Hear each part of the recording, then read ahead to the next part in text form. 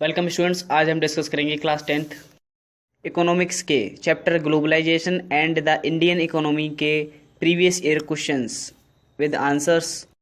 Question first आपके सामने दे रखा है, what are multinational corporations MNCs. MNCs क्या होती हैं?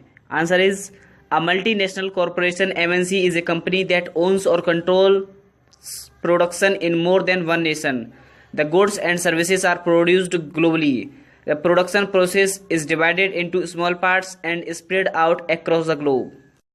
Means मल्टीनेशनल कॉरपोरेशंस और कंपनी वो कंपनी होती हैं जो कंपनीज अपने प्रोडक्शन और प्रोडक्ट्स को एक से ज़्यादा कंट्रीज में शेयर करती हैं, उन्हें मल्टीनेशनल कॉरपोरेशन एमएनसीज कहा जाता है।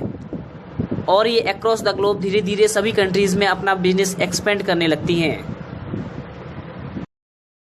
Second question is, explain what is investment. Give a few examples of investment. Investment क्या है और investment के एक एग्जाम्पल देकर आपको समझाना है।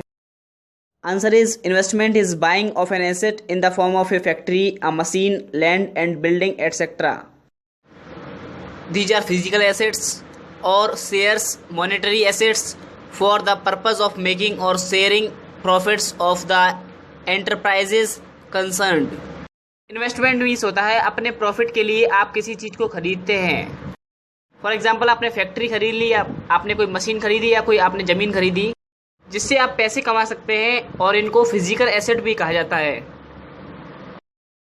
और अगर आप शेयर मार्केट में इन्वेस्ट करते हैं तो उसको शेयर्स कहा जाता है और मॉनेटरी एसेट भी कहा जाता है।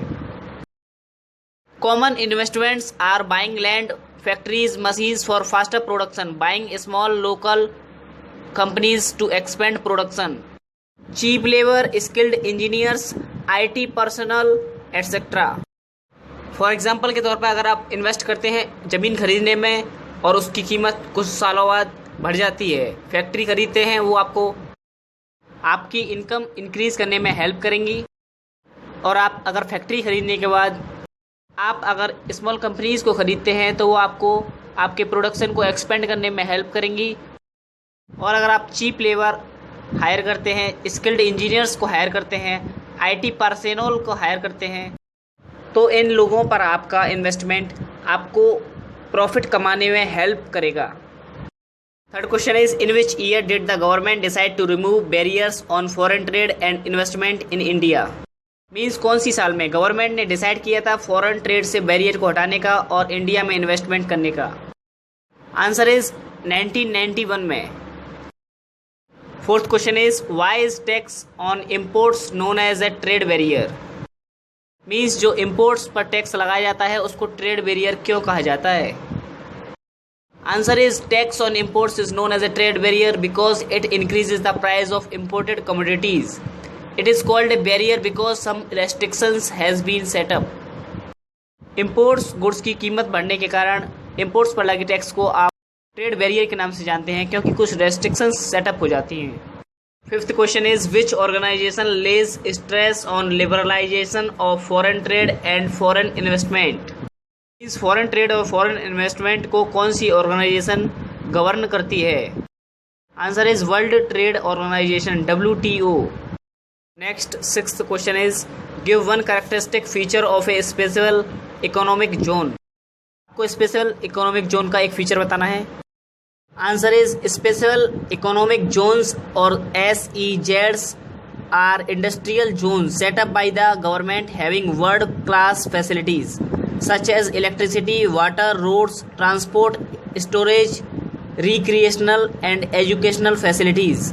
Companies who set up production units in SEZs are exempted from taxes for an initial period of 5 years. Means special economic Jones वो जोन्स होते हैं जहाँ पर इंडस्ट्रीज सेटअप की जाती हैं गवर्नमेंट के द्वारा, और वहाँ पर वर्ल्ड क्लास फैसिलिटीज़ मिलती है, इलेक्ट्रिसिटी से लेकर एजुकेशनल फैसिलिटीज़ तक।